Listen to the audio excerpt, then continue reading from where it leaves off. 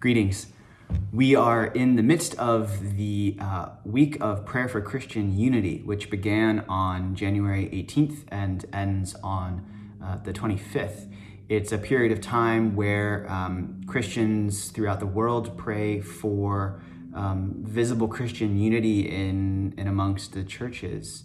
It's a reflection of Christ's desire in his discourse during the Last Supper in the Gospel of John, when he says and he prays that they might all be one.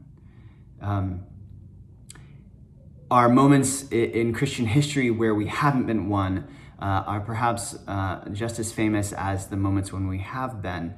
I think of the Great Schism of 1054 when the Roman Church split into the Roman Catholic Church and the Eastern Orthodox Church, or when Martin Luther and the Reformation, when Martin Luther nailed his 99 Theses to the door of the church. This very evocative image of disagreement and disunity that has become quite famous to us today.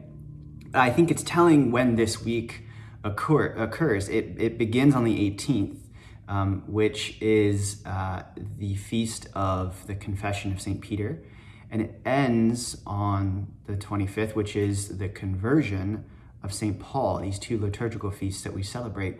And it's important to notice this because on both those days, Peter and Paul recognize Jesus and recognize what is most important to what they do and what they did. Peter, of course, when asked by Jesus, who people said that he was, Peter says, of course, you are the Messiah, the Son of the living God.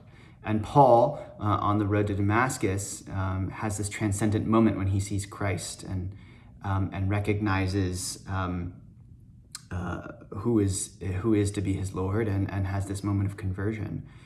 And so that this week of Prayer for Christian Unity falls between these two feasts, I think, tells us something about how we might be able to recognize what unites us beyond what divides us. That Christ is always our cornerstone, no matter our theological differences or our preferences for worship. That Christ is all in all to us, and that one day we will be united again in him. So this week, I invite you to offer your prayers for Christian unity in whatever way they might manifest, and to pray that in the words of Jesus, that one day we all might be one again.